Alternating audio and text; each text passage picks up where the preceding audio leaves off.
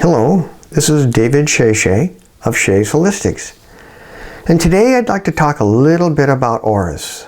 I'm going to title this Auras and Spirituality. Deborah came up with that name. She always comes up with the best names. I have a friend of mine who can see auras essentially like we can see television. It's a little bit of an exaggeration, but she's very talented. And I want to leave her anonymous because she wishes to remain anonymous at this point. She wrote a little booklet years and years ago, and hopefully you can see it. It says, Auras, the Living Rainbows. For those who can see auras, she says, all things can be known, which might be a slight overstatement, but it's pretty close. And at the end of this, I'm going to tell you how to look and learn how to see auras yourself if you don't already do it. But first, let me cover a few things. She says that you see the auras with both our two eyes and our third eye as a combination. And best I can tell, that is true. I have a friend of mine, I used to tell him, I said, you know, I know I'm probably seeing this with my third eye, and I use my inner vision by tuning in, as many of us do. But I said, boy, it sure looks like I'm seeing it with my eyes. And he says, you know what? I think you're processing some of that energetic auric field through your visual cortex. Well, I tuned into myself and I said, well, you know what? That seems to be true. So when I meet people who can see auras, some of them do process through their visual cortex, others do not. Some of them just do it purely with their eyes, third eye. So each one of us is going to do it a little bit different combination. So it's important to know that not to compare how you do it to how someone else is going to do it. Now, auras are nothing new. They've been known about for over 5,000 years. In fact, if you look at some medieval paintings, you can see the saints with the little halo, which is that there's a grouping of energetic, say concentration. I can't think of them as like ethereal chakras over the head, and plus the 7 chakras in the body that we're going to talk about here in a minute. Now, before we go much further, when you first start seeing auras, when you first learn to see them, it's very common that we only see white. Then later, as you start practicing more, you'll start seeing colors. And when you first start seeing colors, and I'm quoting this out of her book here, she says, if you see like a golden light, you know it's a spiritual teacher, someone very, very spiritual. You'll see blue around a friend. Dusty rose in the aura of a new mother, very common one, gentle color. For those who love gardening, she says she often sees a particular color of green because that's, green is of growth. Yellows of the mind and mental, and there's variations within each of them. If they're bright, vibrant colors, it's a good thing. If they're muddy colors, it's usually talking about something somewhat negative or discordant. So it's good to know, and that's affected by a person's mood. So let's talk a little bit about auras. But before I do go much further, I have to disclose that I'm colorblind, which makes seeing auras actually kind of challenging because I can see the colors, but because I don't know what to call them, people say, well, what does it look like? Well, it looks blue to me, but violet looks blue to me, and purple looks blue to me. I just think of them all as part of the blue spectrum because I don't really know what to call them. Occasionally, my higher guidance or the other person's higher guidance will help me out and say, they'll get very creative and they'll put the actual word of the band in there. For example, if it's violet, it'll put the word violet in there. And it's also important to know that as we learn to see auras, that we really are reverent about this. This isn't a parlor trick. This is very special, often intimate information about the other person. So be very careful before you reveal things that the other person may or may not be ready to hear. So, and I say that because one time we were teaching a seminar and one of the students asked me what the colors were in her aura. And I said, well, I see the one band that your guides want you to see, and the guides got creative and it wrote, I think, azure blue or something on that band. It said, it's azure blue, and we looked it up and it said, oh, and that was wonderful.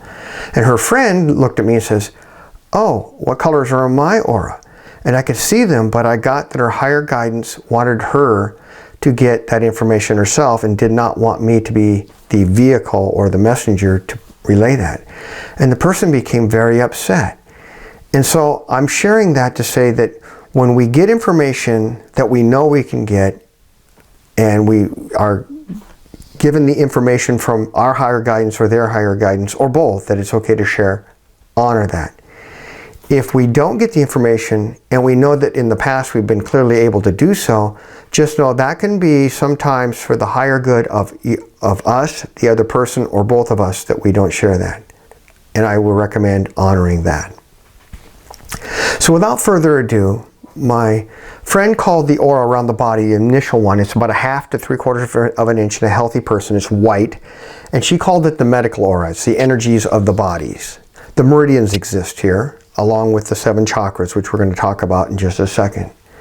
For those who aren't aware of them, the 7 chakras start near the genitals beneath that, and that is the first chakra, which is called the root chakra. The second one is just above the genitals. It's the sacral chakra. The color of the chakra is orange. The root chakra's color is red. The third chakra is called the solar plexus. It's yellow, the chakra itself, not the energy necessarily that flows through it. And it's also the location of what some call the lower mental body. The fourth chakra is the heart chakra. It's here in the chest, and the color of that chakra is green. Although the colors that come through it, especially if someone's in love, it's a beautiful red or rose red. Oh, it's just gorgeous. And then, of course, the fifth chakra is the throat chakra. It's azure blue, and that's the color of the aura, and it's speaking our truth, that sort of thing. The sixth chakra is the third eye. It's indigo blue, and very much something that associated with extra vision, spiritual vision, however one thinks of it, psychic vision. And the seventh chakra in the body is the crown chakra, and it's violet. Now there are chakras outside the ones located in the body that are ethereal in nature. They go higher up to our high self, and those can be seen by psychics and spiritual people too. So each layer of our aura, so we have the first layer, which is the body, and then the next layer, which is actually I consider the real first layer of the aura, corresponds to the first chakra, the root. The second layer is the sacral, the second, so on and so forth, out to the seventh layer. There's also layers beyond that are ethereal, but they're the higher vibrations, and they takes usually a little bit of practice before we can see it. And I'm not going to talk about those right now, but I am going to talk about the grounding chakra, because almost universally, people aren't properly grounded. I think wearing tennis shoes and just shoes in general and not going barefoot and connecting with Mother Earth is a real issue for many people. And there's a chakra, it's an ethereal one, meaning it's not connected directly to our body. It's between 6 and 18 inches beneath our feet, and it grounds us to Mother Earth. And it's really important that we do the grounding exercises like we do at the end of every one of our meditations. We do that for a reason, so that it keeps all of our energies synced up and harmonized and balanced. So with that said, one of the things that my friend talked about, we all know about meridians, and if we don't, you've got the main channel of energy coming in from our high self etheric realm down through the layers, through our root chakra down into Mother Earth, and that connects us to our higher guidance down into Mother Earth. And there's a whole bunch of different meridians and pressure points, you could call them, that I think of them as little mini chakras, of the flows of the energies through the body. People who do acupuncture use them. People who do pressure points, pressure therapy, all kinds of different disciplines, Reiki, they all know about them and use them. At least many people do. What isn't generally known is that each layer of the aura also has what I consider meridians. And if you look at them, there's little channels of energy that flow through each layer. Between each layer, there's a thin, I call it a micro layer of neutral energy. It's like an insulator around a wire. It keeps so that each layer can operate independently, but it also allows energies to flow between them so that all the layers can communicate as needed. And I'm going to leave it at that right now. But one of the things, even for people who see auras, may not be aware of, is there's aspects to auras and there's a spectrum to auras. Now, many people who can see them are actually using the different aspects and the different frequencies, but may not be aware of it. And my friend used to talk about it, and that's how I became aware of it, and I'm going to share it now. When one time she was looking at my aura, and I may have had at the time, this was like 20 years ago, had a cold coming on. She says, "Oh, I'm looking at your medical aura, and it looks like you're going to have a cold in the next few days. Here, take some vitamin C." And we used to do some techniques to clear that out so that we wouldn't get a cold. And I say, "Medical aura? What are you talking about?" And my higher guidance showed me what she was seeing in me. I got to see, I was shown the image that she saw of my aura, and I said, there it is. I said, wow, that's different. And what I discovered she's doing was that if we look at our aura normally, it's just, we're just tuning to the spectrums that we see.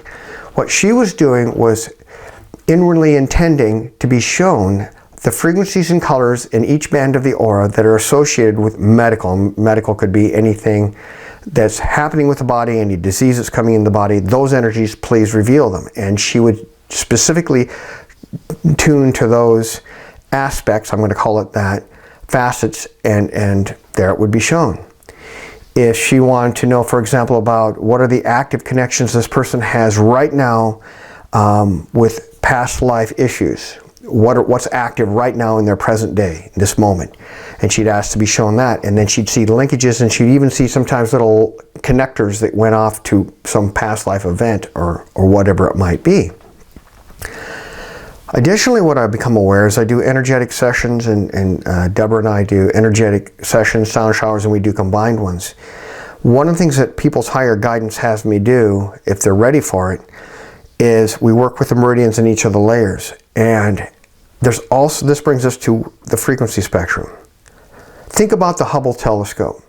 The Hubble telescope, if we look at the visual spectrum, the universe looks pretty much as we see it looking up into the sky, except it's a much better picture.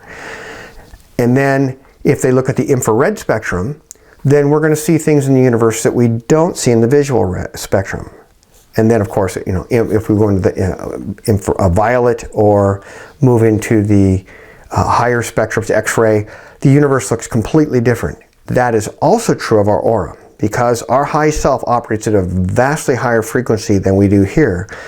But all those frequencies come from our high self, are coming down, and they exist in our aura right now. Most people don't know that. It's kind of like if you tune to a higher frequency radio station, you can hear something that you don't hear when you're in a lower frequency radio station. Well, the same is true of our aura. So as you ask to shift to the higher frequencies, you're going to see things in these bands in the aura that you don't normally see.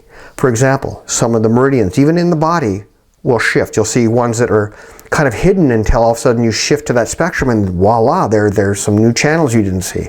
It's also true in all the different layers of the aura. You're going to see, as you shift to the higher frequencies, you're going to see meridians that are suddenly reveal themselves that weren't there before, and the other ones will fade away because they're part of a lower frequency. And if you are any kind of a healer or someone who works with this kind of information, this is very valuable to know. And all you have to do is be aware of it. And the pure awareness will connect you with your ability to tune to it. It may take a little practice, and we each have to allow it to happen in the way that's right for us. So how our friend does it isn't necessarily how I do it. My friend, for example, who wrote this book, she sees things and perceives things one way. I can perceive those same things, but I get it differently. And I'm just going to leave it at that. It's different sometimes. There's some shared things. We both may see the same color, but I'll pick up on facets of that she doesn't, and she'll pick up on facets of it that I don't. And that's the beauty of combining a group of people together, because when you bring everybody together, things can be revealed that one person alone usually doesn't see. So without further ado, let me tell you how to see auras for those who don't see them now. You want to learn how to do it. My friend used to tell me, she'd say it would be best if you have someone stand against a white wall. So if you have a white wall, make sure there's nothing on the wall, no pictures, preferably just a plain old white wall. And someone that's a friend who's open to these things, because they're more open to having I'll just say a better aura. And what you do is, she used to tell me the 1,000-yard stare. In the book, she just says, look beyond them. And what that does is, you look deep beyond them. You'll naturally start shifting to the third eye without even knowing it, and your peripheral vision. And it's good to do this sitting down. Allow yourself to be relaxed and let the images come. As you do that, and as I mentioned earlier, at first you'll just see white. It's very common. Occasionally someone can see colors right off the bat, but that's not the case. But just like going to the gym, the minute you start being able to perceive colors and you connect with your own inner way of doing that's right for you, the next time you'll see a little more and a little more and a little more, and you'll start seeing the colors. And once you do, it's just a new world opens to you that just wasn't there before. But again, I remind you, this is often very intimate, personal information that shows up in people's auras. Please honor it with the sacredness that it deserves. Until next time, blessings, light, and love, and I'll see you then.